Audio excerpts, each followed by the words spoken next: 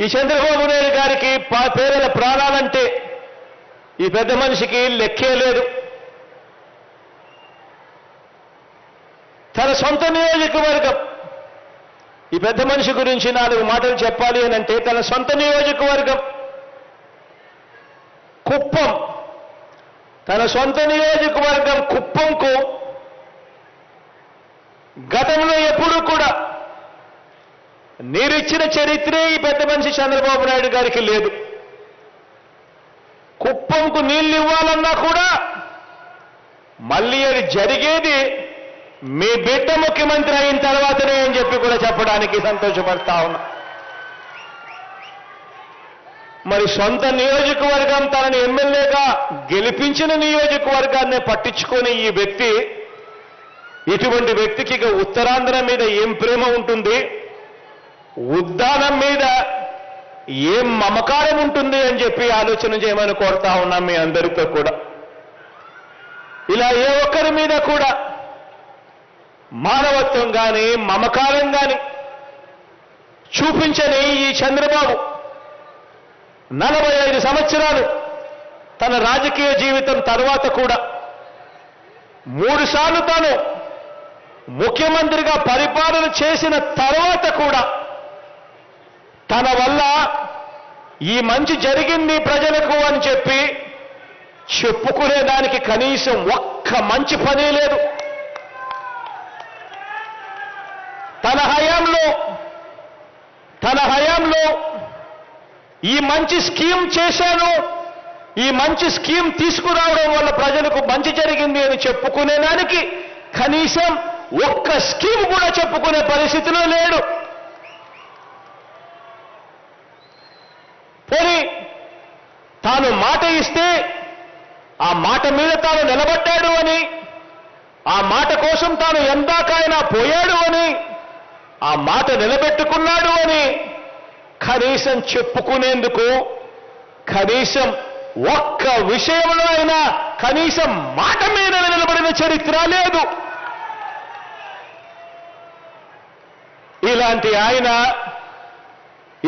ఆయన ఇక ఎన్నికలు వచ్చేసరికి ఆయన దేని మీద ఆధారపడతాడో తెలుసా? ఎన్నికలు వచ్చేసరికి తాను ఆధారపడేది పొత్తుల మీద, ఎత్తుల మీద, జిత్తుల మీద, కుయుక్తుల మీద తాను ఆధారపడతాడు. ఈ పెద్ద మనిషి మరో వ్యక్తి మీద కూడా ఆధారపడతాడు.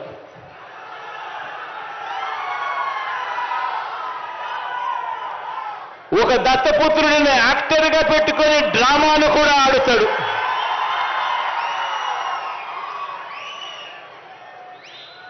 ఈ దత్తపుత్రుడు ఎవరు అనంటే, ఎలాంటి వాడు అనంటే, మొన్న తెలంగాణలో తాను పోటీ పెట్టాడు. తాను తెలంగాణలో అభ్యర్థులు నిలబెడుతూ పోటీ పెడుతూ తెలంగాణలో తాను అన్న మాటలు వింటే నాకు ఆశ్చర్యం అనిపించింది. ఆ పెద్ద మనిషి దత్తపుత్రుడు అక్కడ తెలంగాణలో తాను అంటాడు, తెలంగాణలో తాను పుట్టినందుకు తెగ బాధపడిపోతున్నాను అని చెప్పి అంటాడు. తెలంగాణలో తాను పుట్టినందుకు తన దురదృష్టం అని చెప్పి కూడా అంటాడు. ఇలాంటి వ్యక్తి మొన్న తెలంగాణలో ఇలాంటి డైలాగులు కొట్టిన నాన్ లోకల్ ప్యాకేజ్ ఇస్తారు ఈ పెద్ద మనిషి చంద్రబాబు నాయుడు గారికి ఇంకొక పార్ట్నర్. ఈ పెద్ద మనిషి ఆంధ్ర పాలకులకు చుక్కలు చూపిస్తా అని చెప్పి తెలంగాణలో డైలాగులు కొడతాడు. ఆంధ్ర పాలకులకు ఈ పెద్ద మనిషి చుక్కలు చూపిస్తాను అని చెప్పి తెలంగాణలో డైలాగులు కొడతాడు. ఈ ప్యాకేజీ ఇస్తారు, ఈ మ్యారేజ్ ఇస్తారు.